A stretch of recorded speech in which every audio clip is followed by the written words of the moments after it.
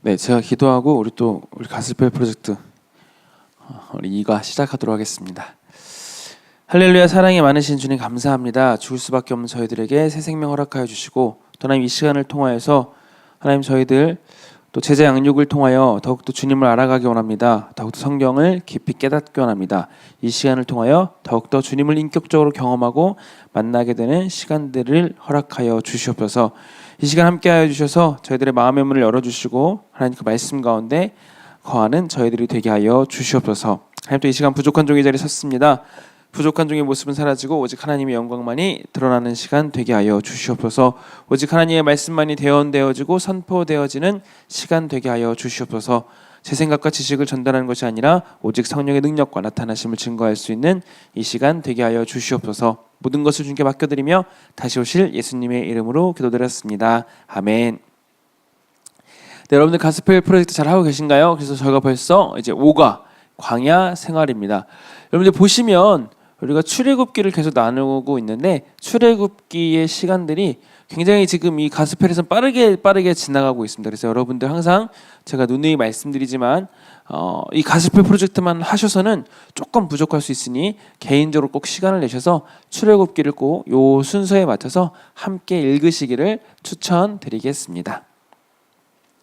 자, 그래서 우리 5가 광야 생활, 광야의 시험에 관한 이야기였습니다. 그래서 지난과 4가를 잠깐 복습해 보면 하나님은 홍해를 갈라 이스라엘 백성이 건너게 하셨습니다. 이스라엘 백성은 전심을 다해 하나님께서 자신들을 구원해 주신 것을 찬양했습니다. 또 백성을 인도하시고 영광을 나타내시며 사랑으로 구원하신 하나님은 모든 찬양을 구원받은 백성들의 모든 찬양을 받기에 합당하신 분이십니다. 또한 예수님을 통해 그보다 더 큰 구원을 받은 우리는 하나님의 자녀로서 하나님의 인도하심과 영광과 구원을 찬양해야 합니다라고 우리 지난 4과에서 함께 나누었습니다. 이번 5과에서는 이스라엘 백성의 광야 생활을 한번 살펴보게 될 것입니다. 우리는 이 바울의 충고대로 광야에서 이스라엘이 어떻게 행하였는지를 본보기로 삼아야 합니다. 또 우리도 이스라엘처럼 어린 양의 보혈로 구속받은 나그네로 은혜를 통해서 이쪽에서 저쪽으로 옮겨져 지금은 약속의 땅을 향해 가고 있는 그러한 백성들이라는 사실을 기억해야 합니다. 광야를 걷는 믿음의 여정 속에서 하나님은 우리를 거룩하게 하시고 그분을 신뢰하고 사랑하고 따르는 법을 가르치십니다. 이렇게 한번 나누어 보도록 하겠습니다. 이번 5가의 신학적 주제 함께 읽어볼까요? 시작! 하나님의 선하심은 자기 백성을 향한 지속적인 은혜를 통해 표현됩니다. 그래서 이 하나님의 선하심에 대해서도 우리가 함께 나누어 볼 수 있었으면 좋겠습니다. 세션 포인트예요. 첫 번째는 마실 물이 없잖아. 두 번째는 하나님이 나를 버리시는 것 아니야. 세 번째는 하나님 없이는 아무것도 아닌 나입니다. 우리 첫 번째 한번 같이 읽어볼까요? 시작! 마실 물이 없잖아. 네, 우리 성경 한번 출애굽기 17장 1절에서 2절 말씀 또 함께 읽어보도록 하겠습니다. 우리 2절밖에 안 되니까요. 우리 2절 같이 한번 그냥 한 목소리로 읽겠습니다. 시작! 이스라엘 자손의 온 회중이 여호와의 명령대로 신광야에서 떠나 그 노정대로 행하여 르비딤의 장막을 쳤으나 백성이 마실 물이 없는지라. 백성이 모세와 다투어 이르되 우리에게 물을 주어 마시게 하라. 모세가 그들에게 이르되 너희가 어찌하여 나와 다투느냐. 너희가 어찌하여 여호와를 시험하느냐. 아멘. 여러분 보시면 이스라엘 백성들이 광야 학교에 들어갑니다. 여러분 신앙에 있어서 이 광야라는 곳이 굉장히 중요한 곳이에요. 그래서 많은 목사님들도 설교에서 이 광야에 대해서 이야기도 하고 또 우리가 잘 아는 그 찬양에도 이 광야가 등장하기도 하죠.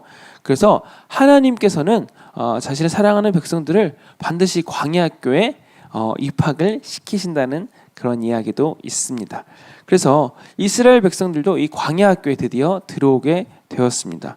이스라엘 백성은 구름 기둥과 불 기둥으로 인도하시는 하나님을 따라가다가 지금 이 17장에 들어서는 르비딤 장막에 이제 르비딤 광야의 장막을 치게 됩니다. 여러분 그래서 우리가 이 광야 이동을 보게 되면 15장에서는 스루 광야를 지나게 되고 16장에서 신 광야를 지나고 이 17장에 이르러서 르비딤 광야에 이르게 된다는 것을 알 수 있습니다. 그래서 제가 아까 서두에도 말했던 것처럼 여러분들이 성경을 읽지 않으시고 이 가스펠 프로젝트만 하시다 보면 조금 생략되는 경우가 있어서 그래서 왜 이렇게 진도가 빨리빨리 나가지 이런 느낌이 드실 수가 있어요. 그래서 여러분들이 꼭 출애굽기를 가스펠을 하면서 같이 읽어 오셔야지 요 생략되는 것들을 통해서도 요런 것들이 지나같이 하고 이해하실 수가 있다는 거예요. 그래서 지금 우리는 이제 르비딤 이 광야에서 이스라엘 백성들이 물에 없어서 또 하나님과 또 모세와 다투는 그 사건을 마주하게 될 것입니다. 여러분 보시면 15장에서 마라의 쓴물 사건이 있었었고 16장에서 먹을 것이 없어서 또 이스라엘 백성들이 하나님 앞에 불평하는 장면, 그래서 하나님께서 만나를 내려주시는 그러한 장면을 볼 수 있었고 17장에 이르러서 다시 또 마실 물이 없어서 또 이스라엘 백성들이 불평하는 그러한 상황을 우리는 보게 됩니다. 여러분들 보시면 이 르비딤 광야에서 물이 없었습니다. 그래서 먹을 물이 없자 이스라엘 백성들도 어떻게 합니까? 그들은 하나님을 신뢰하고 간구하는 대신 모세와 다투며 원망하기 시작했다는 것입니다. 여러분 15장에도 보시면 마라의 쓴물, 물이 써서 먹을 수가 없었던 그 사건이거든요. 근데 하나님께서도 그 또 물을 다시 또 먹게 해주셨어요. 16장을 보시면 먹을 것이 없어서 이스라엘 백성들이 불평했을 때 하나님께서 하늘에서 정말 신령한 음식인 만나를 내려주셔서 먹을 수가 있었습니다. 여러분 이 광야의 사건들뿐만이 아니라 이스라엘 백성들이 홍해바다를 건너 우리가 지난 4가에서 배웠던 홍해바다를 건넜던 사건, 더 나아가서 이스라엘 백성들이 애굽을 탈출할 때 또 이 애굽 안에 있었던 10가지 재앙 속에서도 하나님께서 그들을 완벽하게 지키시고 보여주셨던 사건들, 이 모든 것들을 통해서 이스라엘 백성들은 하나님께 구하면 됐었습니다. 그러나 그들은 하나님을 신뢰하고 간구하는 대신에 모세와 다투며 원망하기 시작했다는 것입니다. 물론 우리가 여러분 한번 생각해 보세요. 이제 여름이 오늘도 굉장히 교회 오셨을 때 더우셨죠? 우리가 지금부터 한 3시, 그러니까 12시부터 3시, 4시까지 학교 운동장에 한번 계속 이렇게 그 운동장을 계속 돌아본다고 생각해 보세요.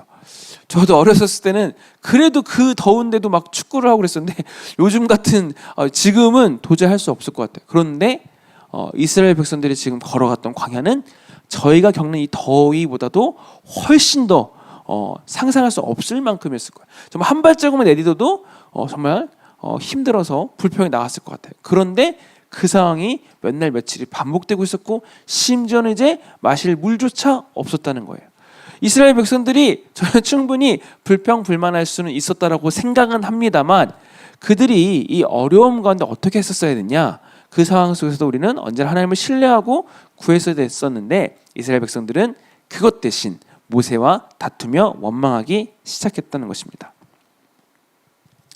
여러분 그래서 우리가 여기서 볼 것은 무엇입니까? 하나님의 공급하심은 놀라운 은혜의 선물이지 무슨 특권의식처럼 자기 권리를 주장하는 것이 아니라는 것입니다. 이스라엘 백성들이 하나님 앞에 물을 구해야 하는 거지 마치 물을 맡겨놓은 것처럼 왜 하나님 저희에게 물을 안 주십니까?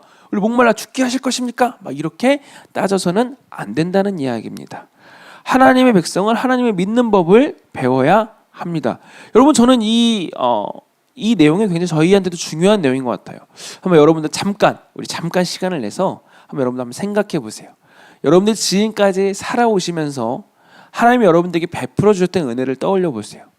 힘든 순간들, 어려운 순간들, 내 힘으로 할 수 없었던 순간들, 그런 시간들 분명히 있으셨을 거예요. 아직 그게 막 크지 않다 하더라도 분명히 잘 자란 은혜들, 여러분들이 기억하신 몇 가지 은혜들이 있으셨을 거예요. 여러분 그때로 돌아가서 한번 생각해 보세요. 얼마나 감사하셨어요. 예를 들어서 뭐 고등학교 올라올 때, 여러분 중학교 올라오실 때, 아니면 또 여러 가지 많은 일들을 겪으면서 분명히 그때는 감사하셨을 거예요. 그런데 어느 순간 그 감사는 잊어버리고 또 다른 비슷한 상황과 어려움을 겪을 때 우리의 모습이 어떠합니까? 하나님 앞에 구하고 감사하는 대신 이스라엘 백성들처럼 불평할 때가, 원망할 때가, 하나님 앞에 따질 때가 얼마나 많습니까? 하나님 이거 왜 안 주세요? 하나님 이건 왜 안 도와주세요? 이렇게 우리가 하나님한테 마치 우리가 받은 은혜를 맡겨놓은 것 마냥, 권리인 것 마냥 따질 때가 얼마나 많냐는 이야기입니다. 저도 참 그럴 때가 많은 것 같아요. 하나님이 저 지금까지 살아온 모든 삶 속에서 주님이 주신 은혜를 기억하고 감사하며 앞으로도 감사해야 되는데, 사실은 살아가면서 또 상황에 따라서 받지 못한 것, 또 하나님이 저한테 해주시지 않은 것이 있다는 것처럼 여기고, 하나님한테 약간 원망과 불평과 또 하나님 앞에 불만을 가질 때가 많은 것 같습니다. 그래서 우리 하나님의 백성들은 하나님을 믿는 법을 배워야 합니다. 무슨 말입니까?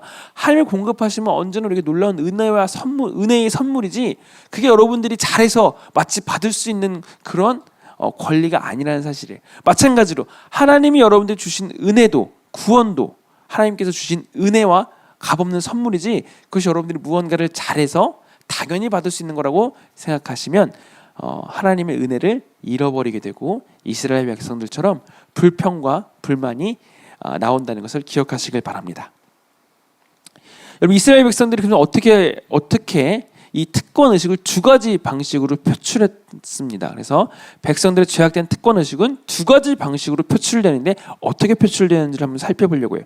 첫 번째로는 이스라엘 백성들이 하나님 앞에 물을 요구하였습니다. 여러분, 그런데 이 간구와 요구는 좀 다른 것 같아요. 하나님, 저희들에게 물을 허락해 주세요, 물을 주세요랑 마치 버릇없는 아이처럼 물을 안 주셔서 우리 목말라 죽게 하실 겁니까? 이거랑은 다르잖아요, 그렇죠? 겸손히 청한 것이 아니라 버릇없는 아이처럼 하나님 앞에 이스라엘 백성들이 물을 구하였다는 것입니다. 여러분, 우리가 한번 이 질문을 좀 한번 생각해 보면 좋을 것 같은데, 여러분들은 어떠세요? 하나님을 원망하셨던 적이 있으십니까? 지금 방금 이스라엘 백성들처럼 내가 무언가를 받지 못했다고 생각해서 하나님 나에게 무언가를 주시지 않는다고 생각하셔서 하나님을 원망했던 적은 없으십니까? 또 두 번째로, 원망하는 태도와 특권의식은 어떤 연관이 있을까요? 여러분, 이게 연관이 없어 보이는 것 같아 보일지라도 연관이 있죠. 특권의식과 이 원망하는 태도, 마치 내가 이걸 당연하게 받아야 되는 것처럼 생각하는 모습이 바로 그 특권의식이고, 그런 특권의식은 하나님 앞에 우리가 원망하는 태도로 나아갈 수 있을 것 같습니다. 두 번째로, 이스라엘 백성들은 하나님의 공급하심을 불평하였습니다. 그래서 이 이스라엘 백성들이 모세에게 막 따지고, 지금 막 쉽게 말해서 컴플레인 걸었어요. 왜 물을 안 주냐? 우리를 다 목말라 죽게 할 셈이냐? 막 이러면서 심지어는 이 정말 폭동이 지금 일어날 그런 상황이었습니다. 그래서 모세가 이스라엘 백성들에게 너희가 어찌하여 나와 다투느냐라고 말할 정도예요. 그러니까 지금 상황이, 우리가 이 성경을 읽어서 굉장히 우리가 그냥 얌전하게 보이지만, 이 조금만 들여다보면 지금 무슨 상황이냐면, 이스라엘 백성이 막 목말라서 막 죽을 것 같으니까 모세를 찾아와서 막 지금 폭동을 일으키고, 조금만이라도 자칫 잘못하면 막 이스라엘 백성들이 지금 모세를 돌로 쳐 죽일 만한 그런 막 상황이 생겼다는 거죠. 여러분, 그런데 이런 이스라엘 백성들의 모습이 사실은 반복된 모습입니다. 이 17장에서만 이런 모습이 나타나지는 않았습니다. 보시면 이집트에서 사실은 여러 가지 원망하는 모습들을 우리가 쉽게 찾아볼 수 있고요. 또 홍해 앞에서도, 우리가 지난 사과에서도 그랬죠. 홍해 앞에서도 앞에는 홍해바다, 뒤에는 또 광야와 또 그 광야에서 애굽의 그 바로의 군대가 쫓아온다는 이야기를 듣고 이스라엘 백성들이 그때도 원망합니다. 그리고 그때에도 죽을 데가 없어서 애굽에서 죽지 못하고 이 광야에 나와서 우리를 죽게 하시느냐, 막 이렇게 막 원망하는 그런 모습들을 볼 수 있고요. 우리가 보는 것처럼 아까 말했던 마라에서도 쓴 물이 넘어서서 먹을 수가 없어서 그때도 불평했었고, 그럴 때마다 이스라엘 백성들이 모세와 아론에게 불만을 갖고 언제라도 막 폭동을 일으킬 만한 그런 사건들이 생겨납니다. 또 우리가 하늘에서 만나를 내려주셨는데도 이스라엘 백성이 감사하지 못해요. 또 불평하고, 고기를 먹고 싶다고 불평하고, 차라리 애굽에서 내가 다양하게 먹고 싶은 걸 다 먹었으면 좋았을 텐데 이 광야에서 먹을 게 없어서 맨날 똑같은 거 먹는다, 반찬 투정하듯이 그렇게 불평을 하는 모습을 우리는 볼 수 있습니다. 여러분, 이 모습들을 보면서 우리도 어떠한지를 저희는 한번 생각해 보셨으면 좋겠어요. 우리도 하나님 앞에 매사에 불평 불만을 하는 것은 아닌가. 여러분, 우리가 잘 아는 것처럼 그 이야기 있잖아요. 어떤 이 물컵에 물이 반이나 있는데 어떤 사람은 그걸 보면서 물이 반밖에 없네. 목말라 죽겠는데 이거 반 가지고 뭐 어떻게 마셔야 돼? 이렇게 생각하는 사람이 있고, 또 반대로 긍정적으로 생각하는 사람이 있겠죠.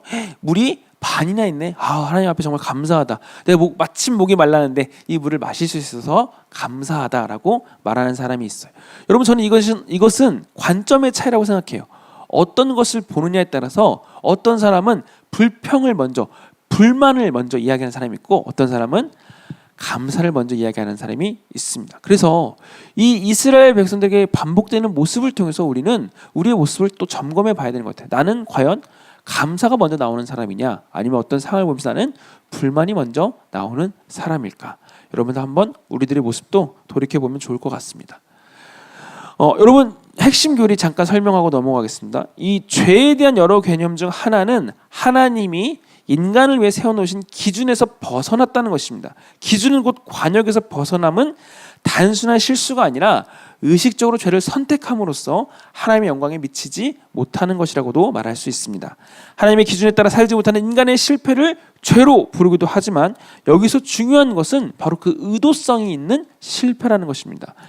우리를 향한 하나님의 뜻을 고의로 내칠 때 우리는 관역에서 벗어나게 된다는 것입니다. 그래서 우리는 죄를 지을 때 그 모습을 다시 회개할 때 실수라고 생각할 때가 많아요. 그런데 과연 그것이 실수였는지, 아니면 정말 우리가 의도를 가지고 하나님을 멀리 떠나려고 했는지, 하나님 없이도 살려고 했는지 우리는 돌이켜 봐야 합니다. 두 번째 시절 한번 같이 읽어볼까요? 시작.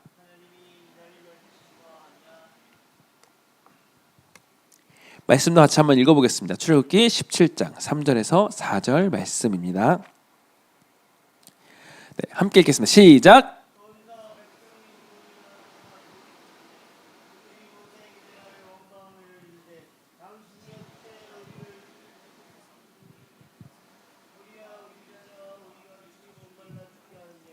모세가 여호와께 부르짖어 이르되 내가 이 백성에게 어떻게 하리까? 그들이 조금 있으면 내게 돌을 던지겠나이다. 여러분, 그래서 이스라엘 백성들은 단순히 물이 없는 그 불만으로 끝나지 않아요. 그들의 마음속에는 하나님에 대한 의심이 들었다는 것입니다. 이스라엘 백성들은 하나님의 선하심에 의구심을 품는다. 여러분, 말씀 봐보세요.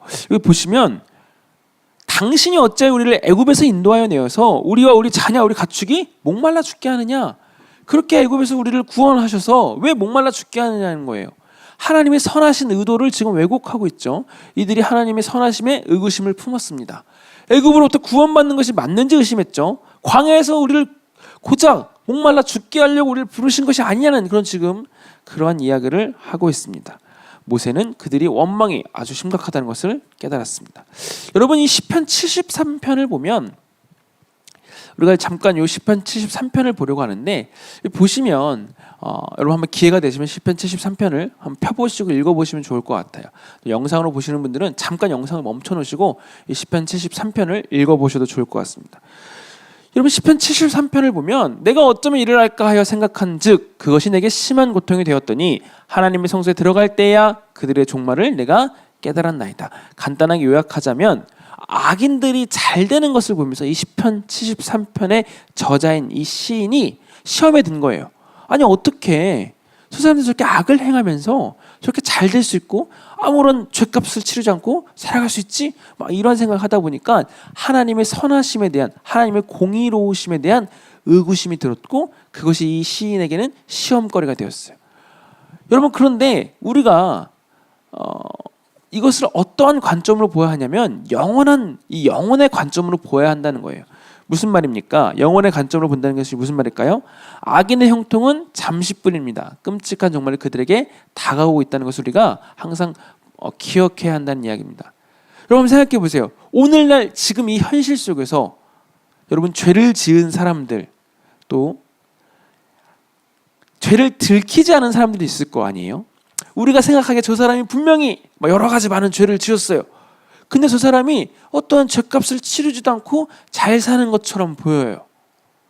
그런 사람들을 볼 때 우리가 하나님의 선하심을 의심할 때가 있다는 거예요.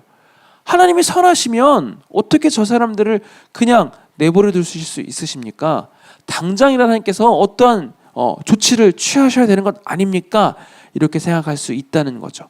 그런데 우리가 이럴 때 기억해야 되는 건 그것을 지금 현실 속에서 이제 이루어지지 않는 답답한 현실을 바라보면서 시험에 들고 하나님의 선하심을 의심할 것이 아니라 영혼의 관점으로 본다면 악인의 형통은 잠시뿐이라는 것입니다.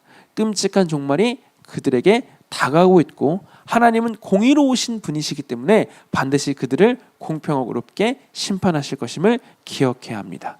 그래서 우리는 하나님의 선하심을 의심할 필요가 없습니다.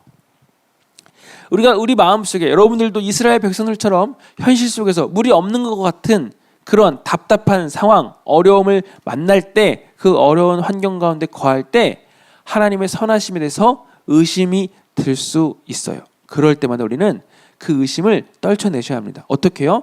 십자가를 바라봐야 돼요. 십자가에서 우리의 가장 큰 문제, 우리의 죄의 문제가 해결되었어요. 하나님께서 우리를 죄에서 구원하시기 위해서, 죄의 종로로 타던 우리를 구원하시기 위해서, 구속하시기 위해서 하나밖에 없는 아들까지 내어주신 하나님의 사랑을 떠올리셔야 돼요. 여러분 한번 생각해 보세요. 하나님이 그 아들까지 내어주셨는데 우리에게 무엇이 아까워서 주시지 않겠습니까? 하나님이 하나밖에 없는 아들까지도 희생하셔서 여러분들을 구원하시고 여러분들 그렇게 사랑하셨는데, 심지어 여러분들이 죄인이었을 때, 로마서 5장 8절 말씀 제가 굉장히 좋아하는 말씀인데, 우리가 아직 죄인 되었을 때 하나님께서 이미 예수 그리스도를 예비하셔서 십자가에 달려 희생하셨잖아요. 돌아가게 하셨잖아요. 왜요? 우리를 구원하시기 위해서. 그래서 하나님은 우리에게 그 사랑을 확증하셨어요. 이미 보여주셨다고요. 그 하나님께서 여러분들에게 무엇이 아까워서 안 주시겠습니까? 그렇게 여러분들을 사랑하시는데 하나님이 여러분들에게 왜 그러한 고난을 겪게 하셨겠습니까? 그렇다면 지금의 고난보다 더 큰 것들, 더 많은 것들, 더 한 차원 높은 하나님께서 예배하신 계획과 선하신 뜻과 하나님의 완벽하신 섭리와 계획이 있으시기에 잠깐 우리를 고난 가운데 거하시게 할 때도 있고, 우리에게 하나님의 선하심을 알게 하시려고, 또 하나님과의 온전한 관계 안에 거하게 하시려고 우리에게 그런 것들을 허락하실 때가 있다는 거예요. 고난을 허락하실 때가 있고, 이스라엘 백성들처럼 물이 없는 상황을 마주하게 될 때가 있다는 거예요. 그럴 때 우리의 선택은 하나님의 선하심을 의심하고 하나님을 왜곡해서 바라볼 것이 아니라, 하나님께서 우리를 너무나 사랑하셔서 그 아들까지 내어주셨는데 이 상황을 겪게 하시는 이유가 뭘까를 떠올리면서 우리는 하나님을 의심할 필요가 없다는 거예요. 하나님은 언제나 선하십니다. 선하신 하나님은 우리를 언제나 가장 선하신 길로 인도하십니다. 지금 내 눈으로 내가 겪는 상황과 환경이 그렇지 않아 보일지라도 하나님의 뜻과 계획은 그렇지 않다는 것을 기억하세요. 이스라엘 백성들 마찬가지예요. 지금 잠깐 물이 없는 상황을 마주해서 그들은 고통을 겪어야 했지만 하나님은 단순히 목마른 것보다 더 놀라운 계획을 갖고 계세요. 이 광야를 통해서 하나님은 이스라엘 백성들을 하나님의 백성으로 만드시는 과정 중에 있었던 거예요. 우리가 그런 것들을 바라보면서 하나님의 선하심을 의심하지 않으셔야 합니다. 한번 이 질문을 또 한번 고민해 보셨으면 좋겠어요. 하나님은 이스라엘을 광야에서 훈련시켜서 하나님의 백성으로 만드시려고 했습니다. 어려운 시기를 지나고 있는 당신을 하나님은 어떤 식으로 훈련시키십니까? 또 아직 그 훈련을 겪지 않은 여러분들에게는 하나님이 당신을 어떤 식으로 훈련시키실까요? 이렇게 이런 질문을 바꿔서 한번 여러분들 스스로에게 질문해 보시면 좋을 것 같습니다. 여러분들께서 인생을 살아가다 보면 여러 가지 광야를 만나게 될 때가 있을 거예요. 여러분들 그 광야를 만났을 때에 나에게 왜 이런 고난을 허락하십니까? 나에게 왜 이런 시련을 허락하십니까? 라는 그런 생각이 들 때, 그래서 하나님의 선하심을 의심하게 될 때가 온다면 오늘 우리가 함께 배운 이 가스펠 프로젝트를 기억하시면서 그 선하심을 의심하지 마시고 이스라엘 백성들처럼 불평, 불만, 원망하지 마시고 하나님의 선하심을 신뢰하고 믿고 순종하며 따라가시는 여러분들 되시기를 간절히 소망합니다. 마지막 세 번째 세션입니다. 함께 읽어보겠습니다. 시작. 하나님 없이는 아무것도 아닌 나. 우리 출애굽기 17장 5절에서 7절 말씀 또 함께 읽어보겠습니다. 시작. 여호와께서 모세에게 이르시되 백성 앞을 지나서 이스라엘 장로들을 데리고 나일강을 치던 내 지팡이를 손에 잡고 가라. 내가 호렙산에 있는 그 반석 위 거기서 내 앞에 서리니 너는 그 반석을 치라. 그것에서 물이 나오리니 백성이 마시리라. 모세가 이스라엘 장로들의 목전에서 그대로 행하니라. 그가 그곳 이름을 마사 또는 무리바라 불렀으니 이는 이스라엘 자손이 다투었음이요 또는 그들이 여호와를 시험하여 이르기를 여호와께서 우리 중에 계신가 안 계신가 하였음이더라. 아멘. 여러분, 우리가 이 출애굽기를 보면서 핵심 주제를 한번 생각해 볼 수 있습니다. 여러분, 출애굽기 핵심 주제가 뭘까요? 바로 함께 하시는 하나님이에요. 낮에는 구름 기둥으로 밤에는 불 기둥으로 이스라엘 백성들과 40년의 광야 생활 이 시간 동안 하나님께서는 함께 하셨습니다. 여러분, 이스라엘을 특별하게 만드는 것은 그들 가운데 하나님이 함께 계시기 때문이에요. 하나님의 임재 때문이라는 것입니다. 이스라엘 백성들이 한번 생각해 보세요. 모세는 하나님 없이는 그래서 한 걸음도 나아갈 수 없다고 하나님께 부르짖으며 나아갑니다. 여러분, 우리가 생각해 볼 것이 있죠. 그들이 주변 민족과 구별되는 이유는 그들의 땅도 아니었어요. 그들은 아직 약속의 땅을 얻지 못했죠. 그들이 부강하기 때문도 아니었습니다. 그들은 애굽에서 노예 생활하던 노예 출신이었습니다. 그들이 전쟁을 잘했을까요? 그렇지도 않아요. 그게 무슨 전쟁을 잘하고 훈련을 잘 받고 그들이 가진 무기가 튼튼하고 이런 이유가 아니었다는 이야기입니다. 여러분, 그들의 문화가 너무나 다른 민족들보다 특출났기 때문일까요? 아닙니다. 여러분, 그들은 아직 발전도 하지 못했어요. 아직 나라를 이룰 만한 그 정도도 아니라는 이야기예요. 그들이 특별했던, 그들이 주변 민족과 구별되는 이유는 딱 한 가지입니다. 그들을 특별하게 만드는 것은 하나님이 그들과 함께 하신다는 사실입니다. 하나님이 그들을 선택한, 부르신 백성이었기 때문에, 민족이었기 때문이라는 이야기입니다. 여러분, 우리가 그래서 이것을 반드시 기억하셔야 돼요. 이스라엘 백성들 지금 하나님 앞에 따질 만한 그런 게 아니죠. 자기들이 뭘 잘난 것도 없습니다. 그래서 여러분들, 이 르비딤 물 사건이 17장 5절과 7절로서 마무리되는데 이스라엘 백성들이 무엇이라고 이야기합니까? 하나님 여기 계신가 안 계신가, 이렇게 지금 하나님 앞에 지금 의심을 했다는 거죠. 그런데 결과가 어떻습니까? 결론은 어떻게 납니까?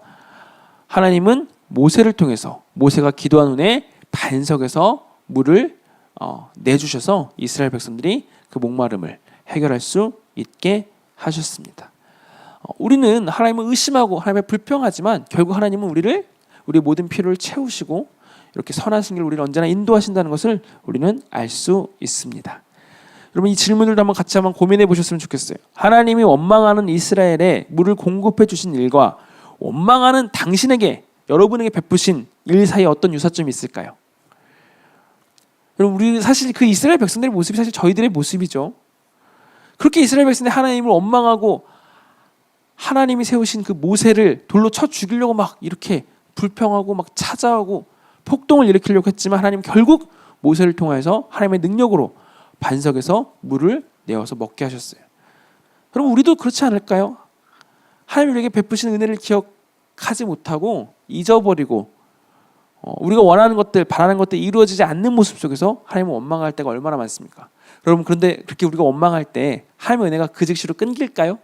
그렇지 않아요. 하나님은 또 은혜를 우리에게 베풀어 주시고 또 우리에게 새롭게 하나님은 하나님 놀라우신 일들, 선하신 일들을 이루어 가십니다. 여러분, 그렇다면 하나님의 이 공급하심은 여러분들의 태도에 어떤 영향을 미쳤습니까? 여러분, 한번 이것들을 고민해 볼 수 있을 것 같습니다. 결론의 이야기입니다. 예수님이 우리에게 생명수를 공급해 주시는 반석이라면 주님만이 유일한 구원자이십니다. 우리는 구원자의 본을 받아 경계를 뛰어넘으라는 부르심을 받았습니다. 사회적, 도덕적, 종교적 배경과 상관없이 목마른 이들에게 생명수를 공급해야 합니다. 오직 한 분만이 만족시켜 주실 수 있기 때문입니다. 여러분, 이 결론을 먼저 말씀드렸는데 이 앞에 그리스도의 연결을 좀 먼저 보고 싶습니다. 고린도서 10장에 보면 이 광야 사건을 회상하면서 바울이 고린도 교회에 권고하는, 이렇게 권면하는 장면이 나와요. 이스라엘 백성들이 광야에서 경험한 일은 그리스도와 많은 연관성이 있다고 볼 수 있습니다. 제가 이 출애굽기 계속 말씀드리면서 이 예수님의 그런 구원, 이 구속사와 또 우리가 이 죄를 짓고 살아가는 모습 속에서 우리가 또 죄로부터 자유롭게 되어서 하나님의 백성이 되는 모습이 많이 닮아 있다고 말씀드렸었잖아요. 그래서 바울은 모세와 이스라엘 백성이 하나가 되어서 홍해를 건너 애굽을 탈출한 일이 우리가 그리스도와 연합하여 세례를 받는 것과 매우 유사하다고도 해석하였고, 또 이어서도 모세가 백성을 치는 대신 반석을 내리치자 물이 흘러나 백성을 구원하였습니다. 예수님이 우리의 구원을 위해 정말 그 내리침, 그 십자가 당하신 고난을 상징합니다. 그 내리침을 당한 반석이시며 이 반석에서 흘러나오는 생명수가 우리를 영원히 만족시킵니다. 여러분, 그래서 우리가 이 무리바 사건, 이 물 사건을 통해서 우리는 예수님을 떠올릴 수 있습니다. 고린도전서 10장을 한번 여러분들이 읽어보시면 이런 장면들이 나옵니다. 그래서 결론의 이야기가 바로 이렇게 나올 수 있죠. 예수님이 우리에게 생명수를 공급해 주시는 반석이시라면 주님만이 우리의 유일한 구원자가 되신 우리는 고백할 수 있습니다. 그래서 우리는 구원자의 본을 받아서 경계를 뛰어넘으라는 부르심을 받았습니다. 무슨 이야기입니까? 사회적으로, 도덕적으로, 종교적으로 그런 배경과 상관없이 이 세상에 목마른 모든 사람들에게 우리가 나아가서 이 반석이신 영원한 생명수를 공급해 주시는 그 예수님을 우리가 소개해주고 알려줘야 합니다. 왜 그렇습니까? 오직 한 분만이 우리를 만족시킬 수 있는 분이시기 때문입니다. 여러분, 그래서 우리가 이 선교적 또 적용으로 이어질 수 있겠죠. 하나님은 우리에게 베푸시는 그분의 선하심을 증거하라고 우리를 부르셨습니다.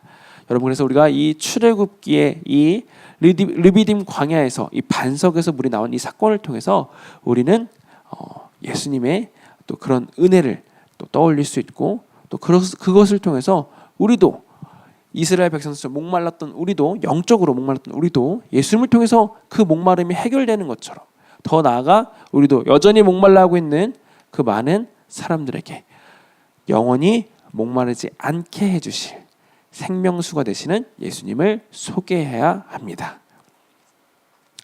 네, 과제 말씀드리고 오늘 강의를 마치려고 합니다. 오가 메시지 다시 한번 묵상해 보시기 바랍니다. 여러분들이 한번 이 이야기를 또 소그룹 시간과 또 여러분 개인적으로 시간을 내셔서 한번 묵상해 보시면 더 좋을 것 같고요. 출애굽기 18장에서 32장까지를 꼭 읽어 오셔야 합니다. 그리고 6과를 예습해 보시고 그 질문에 답을 내려 보시고 다음 강의에 참여해 주시기를 부탁드리겠습니다. 제가 기도하고 오늘 모든 강의는 마치도록 하겠습니다.